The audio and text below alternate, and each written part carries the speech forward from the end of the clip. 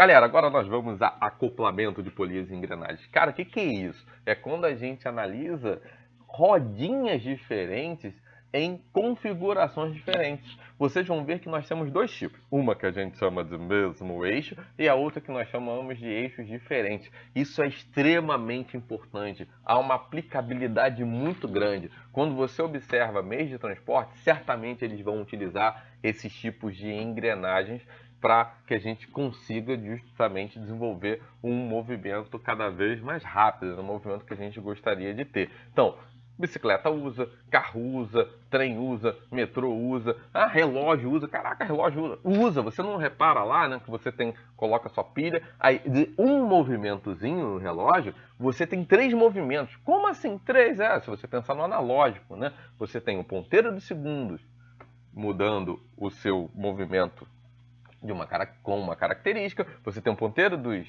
minutos com outra característica, o ponteiro das horas com uma outra característica. Tudo isso sai de um movimento apenas. Você altera o tipo de configuração utilizando esse tipo de acoplamento que você tem o que você observa lá no seu relógio. Então vamos ver o nosso primeiro que a gente chama de mesmo eixo de rotação, né? Então vamos analisar lá o nosso tipo de mesmo eixo. O que é isso, cara? Mesmo eixo de rotação é quando você tem 2 disquinhos, 2 engrenagens, 2 polias, né? E esses caras estão no mesmo furo, né? Ou seja, significa que se uma rodinha gira, é porque a outra vai girar também, tranquilo? Para isso, a gente pode utilizar essa simulação. Ó, temos 2 joaninhas, uma vermelha e uma verde. Opa! Deixa eu pausar aqui para colocar a nossa... Opa! O que eu vou ter que fazer? Eu vou ter que resetar, senão eu não vou conseguir colocar a minha joaninha verde, né? Então, repara, vamos colocar aqui, ó, joaninha verde na bordinha, joaninha vermelha um pouquinho para o centro. Vamos perceber o seguinte, vou colocar aqui um girinho para elas, né? Um girinho, tranquilo, um giro. Repara, se eu observo que a verde girou, vou reparar agora, vamos esperar ali uma volta da nossa verde, ó. Quando a verde completa uma volta, a nossa vermelha também completou uma volta, reparou? Consequentemente, o giro da verde é igual ao giro da vermelha. Logo, a gente diz que quando nós temos duas engrenagens no mesmo eixo de rotação, a velocidade angular é a mesma. Então, a velocidade angular do 1 é igual à velocidade angular do 2. Beleza?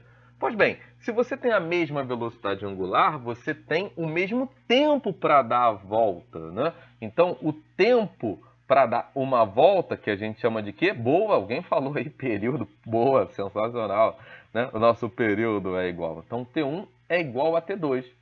Consequentemente, a frequência é igual. Isso. Consequentemente, você tem a mesma frequência. Então, galera, quando você tem o mesmo eixo de rotação, você tem velocidade angular igual, ou seja, o giro é igual para todo mundo. Consequentemente, todos terminam seu giro no mesmo tempo e todos vão possuir a mesma frequência, ou seja, vão dar o mesmo número de voltas no tempo que você quer observar.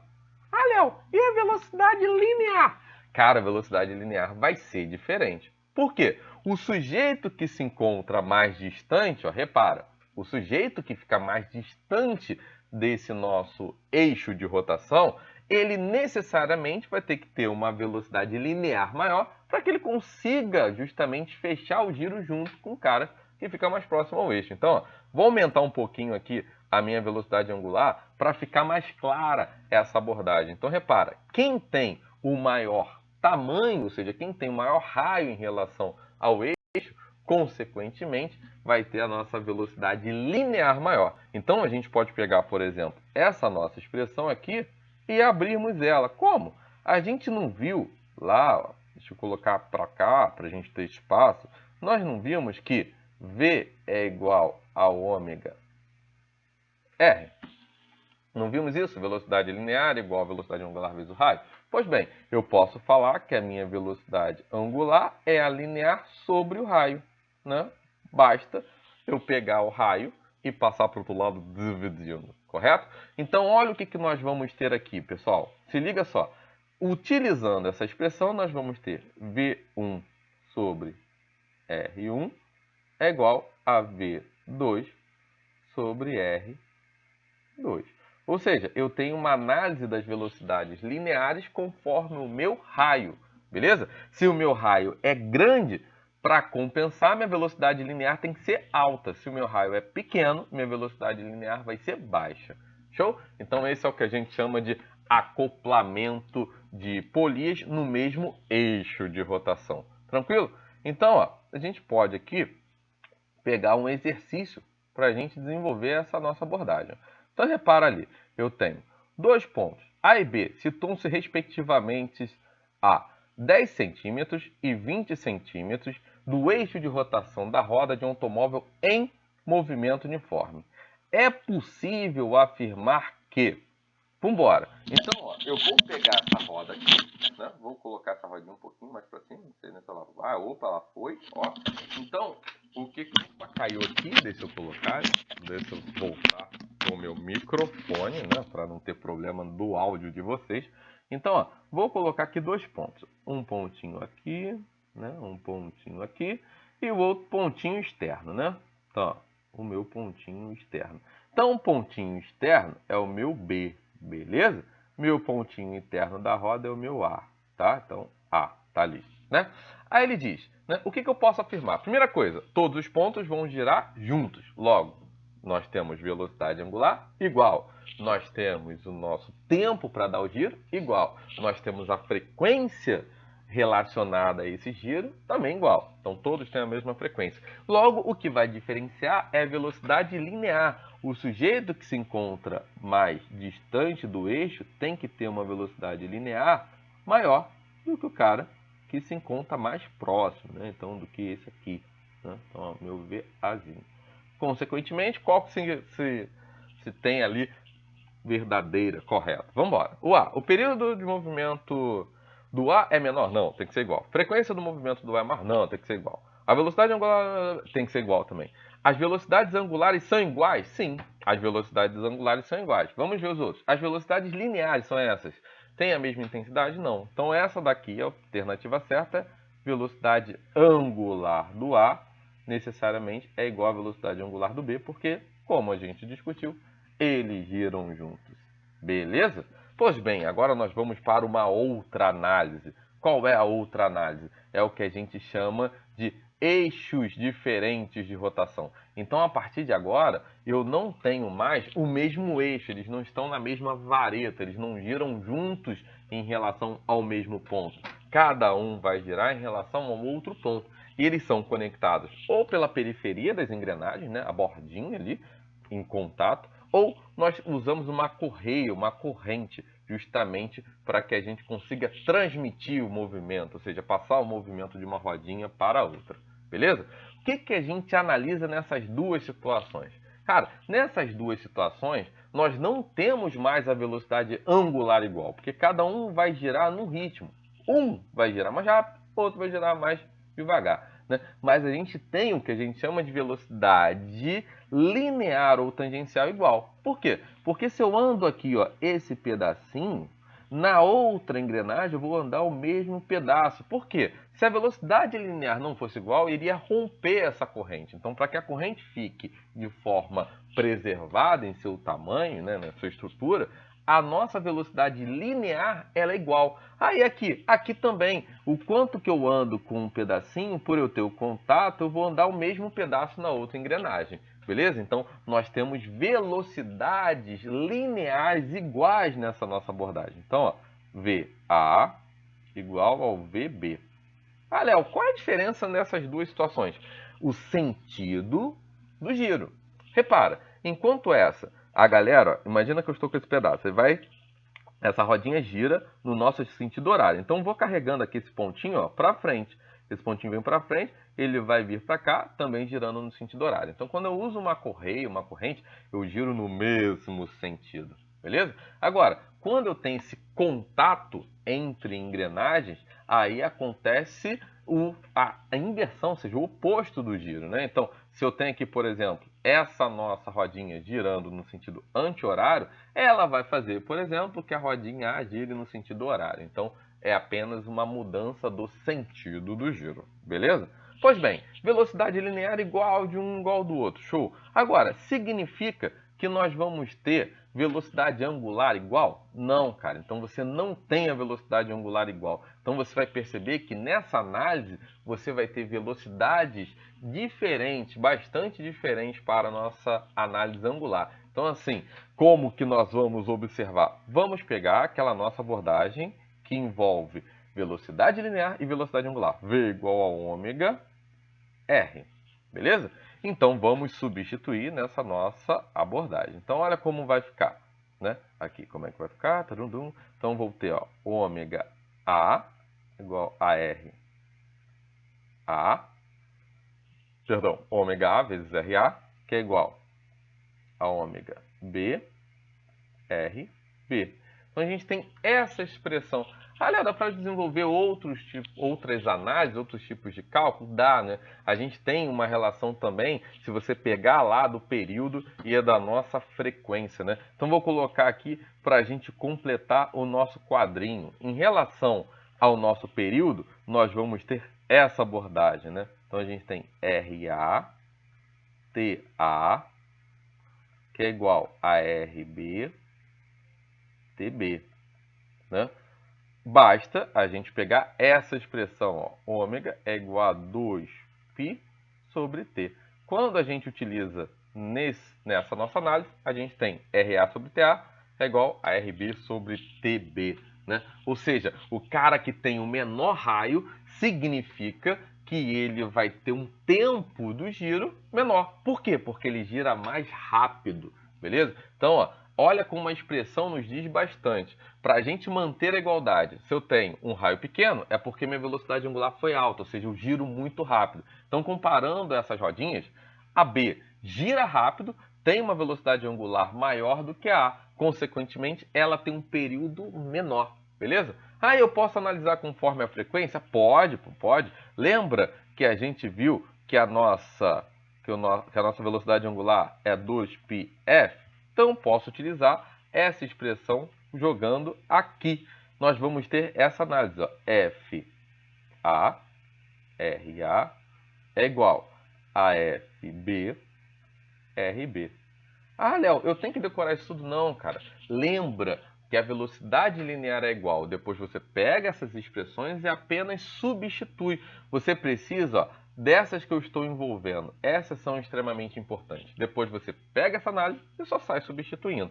Então só vou colocar aqui em quadradinho as outras que a gente fechou. Então essa e essa daqui. Mesma análise. Repara, se eu tenho a B, né, com um raio pequenininho, consequentemente, para manter a igualdade válida, a frequência é alta, ou seja, quem tem o menor raio gira muito, logo tem uma frequência muito elevada.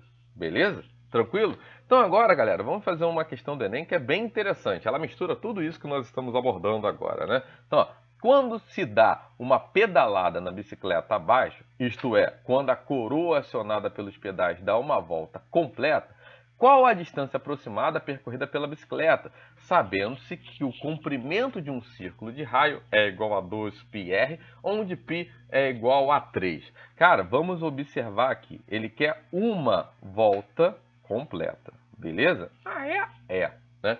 Então, ó, vamos lá. Eu vou aqui, né, como ele quer uma volta completa, dessa daqui, né? Justamente da onde eu pedalo. Então, ó, eu vou dar nomes às coisas para ficar mais fácil, né? Então, vou aqui só colocar com uma ponta um pouquinho mais fina. Vou chamar aqui de 1, né? Mas eu acho que ficou muito fraquinho, né? Vou botar um pouquinho mais grosso. Então, 1, né? Esse sujeito aqui, que é lá embaixo, né? Nosso peãozinho ali embaixo, vou chamar de 2, né? Opa, meu 2 não ficou bonitinho, vou tentar melhorar. Vou dar um zoom aqui, ok? Fica mais fácil na hora de desenhar na nossa tela, né? Então, ó, 2, né? Ficou um pouco melhor, né?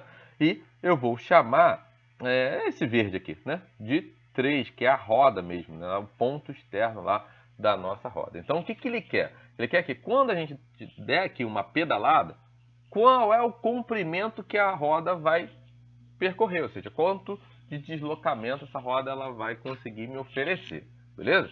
Então, o que que nós vamos fazer aqui? Vamos lá.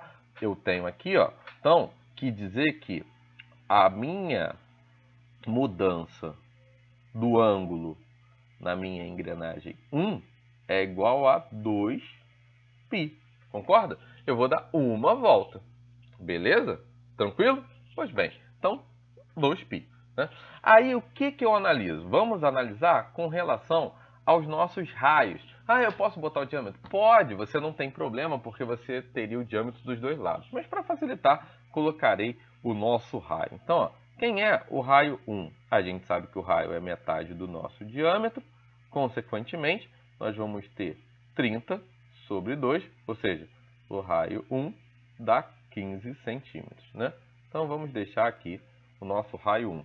A gente pode desenvolver esse cálculo para os outros também, né? Então, vou aqui só terminar rapidinho o cálculo para todos os outros. Então, ó, a raio 2 é o diâmetro 2 sobre 2. Né? O raio 2, 10 centímetros sobre o nosso diâmetro 2, que isso nos dará, na verdade, 5 centímetros. Então, deixa ele aqui, né? Para a gente utilizar depois. E agora, para a gente terminar, vamos colocar o raio 3. Então, vamos lá.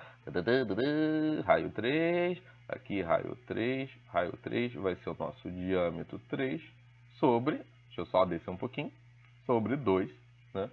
E vamos olhar qual é o valor dele, né? 80 centímetros. Então, ó, opa, 80 centímetros, então nós vamos ter aqui 80 divididos por 2, consequentemente, o nosso raio 3 vai ser igual a 40 centímetros. Beleza? Show de? Pois bem, galera, então vamos lá. Sei que eu vou dar uma volta, né? E eu quero descobrir o comprimento. A primeira coisa que eu tenho que ver é que o nosso pontinho 1, ou seja, a nossa engrenagem 1, está conectada com a nossa engrenagemzinha 2. Por meio de qual tipo de acoplamento? Acoplamento de eixos diferentes, tá vendo? Cada um com o seu eixo. Então, eu vou verificar ali, na verdade, qual é a velocidade angular desse nosso 2. Como? Como que eu vou fazer isso? Bem, a gente discutiu, ó, vou colocar aqui para baixo, né? E depois a gente pega os valores que a gente precisar. Então, vamos aqui embaixo. Ó. A gente discutiu que a nossa velocidade linear é a mesma, lembra? Né? Então, ó, V do 1 é igual a V do 2, beleza? E quando a gente analisou essa história, a gente concluiu que nós vamos ter ômega 1, opa, deixa eu só apagar e escrever um pouquinho melhor, né? Ômega 1, que é a velocidade angular do 1, vezes o raio do 1, é igual ao ômega 2 vezes o raio do 2, beleza? Então, vou determinar qual é o raio, qual é a velocidade angular do 2, né? Só que antes, eu tenho a velocidade angular do 1? Não, eu só tenho uma relação do meu arco, ou seja, da mudança do ângulo que eu tenho.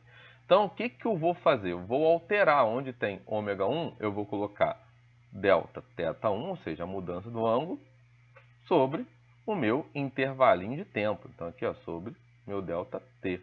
E deixo R1, que é igual a ômega 2, R2. Ah, Léo, quanto tempo? Não sei, cara. Não faço ideia qual seja o tempo. Mas vou levar assim. Vou ver o que vai dar. Beleza?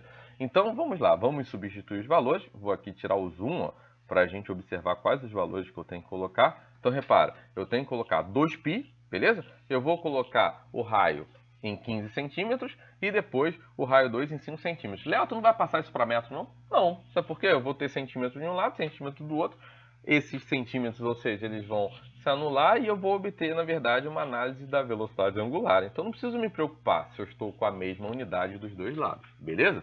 Então, vamos à nossa substituição, né? Então, ó, memoriza aí, 2π, depois R1 vale 15 e depois R2 vale 5, né? Isso em centímetros. Então, vamos aqui, vamos à substituição, né? Vou colocar aqui para o lado, para ficar mais fácil, né? Para a gente continuar fazendo. Então, ó, 2π, né? Aqui a gente tem o nosso raio 2, perdão, nosso raio 1, que agora eu não me lembro mais o número, que vale 15. Então, vou botar aqui 15, né? Então, 15 sobre delta t é igual o nosso ômega 2 e o nosso R2, que vale 5. Beleza? Show? Cara, olha o que acontece aqui, né? Eu vou pegar esse 5, passar para o outro lado dividindo, né? Então, vou colocar aqui embaixo, ou seja, o nosso ômega 2 vai ser igual, né, a 2π 15 sobre 5 ΔT.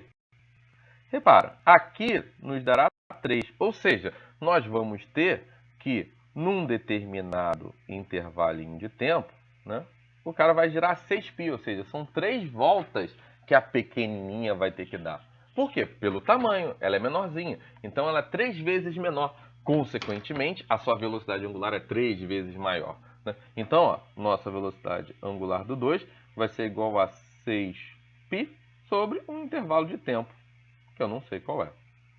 Beleza? Tranquilo?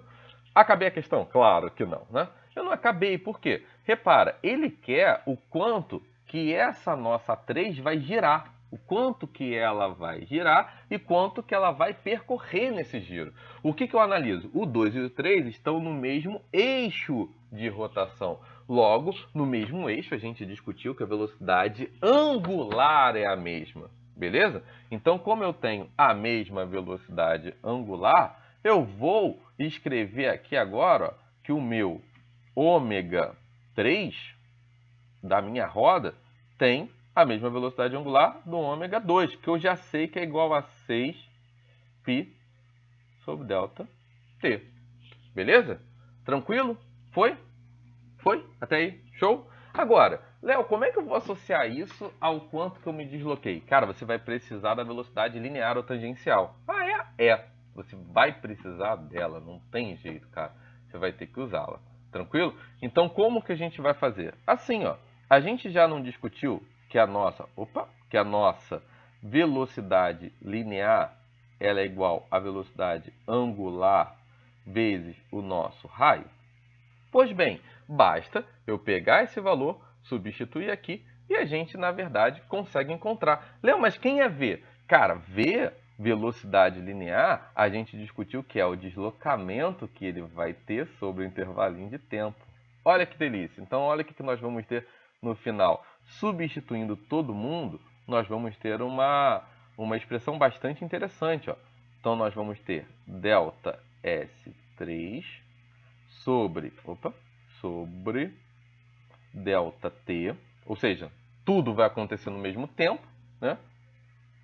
Igual a ômega 3, que eu já sei o valor, né? Já vou substituir por 6π sobre T. Então, ó, vamos tirar e colocar o nosso 6π sobre T. Então, 6π sobre o nosso T, que na verdade é o ΔT, vezes o nosso raio, né? Vezes o raio. Repara, aquele tempo que eu não sabia qual era, mas como ele é o mesmo, eu consigo cancelar. Então, o meu deslocamento vai ser 6π vezes o raio. Aqui você tem um pequeno grande detalhe. Você quer obter no nosso sistema internacional, para ficar mais fácil, né? Então, o que eu tenho que fazer? Eu tenho que colocar aqui o raio em metro. Se eu coloco em centímetro, eu vou encontrar o valor? Vou, mas aí eu, só para ficar mais fácil, vou colocar esse negócio em metro, tá bom? Então, ó, vamos pegar aquele raio, só para a gente ter um cálculo no sistema internacional, porque ele não nos diz qual é. Então, ó, esse raio foi 40 centímetros, né? 40 centímetros, se eu quero passar para metro, eu faço uma divisão por 100, isso dá 0,4 metros. E agora eu vou pegar esse valor e substituir lá e ser feliz, porque ele diz que o nosso π ele é aproximadamente 3, né? Então, ó, esse sujeito aqui, ó, vamos nessa. Esse aqui vale 3 e aqui 0,4 metros. Então, vamos substituir e vamos terminar a continha. Consequentemente, deslocamento na roda, que eu chamei de 3 lá, vai ser igual a 3 vezes 6. Opa! Deixa eu colocar aqui na ordem. Então, 6 vezes o π, que é 3, vezes 0,4. Consequentemente, esse cálculo aqui nos dará, na verdade, 18 vezes 0,4, isso daí vai dar 7,2 metros. Ou seja, quando eu dei uma pedaladinha com a minha roda, ela fez com que o comprimento percorrido fosse de 7,2 metros. Beleza? Show? Então, galera, um beijo, um abraço, muito obrigado por ficarem até o final e até a próxima. Tchau, tchau!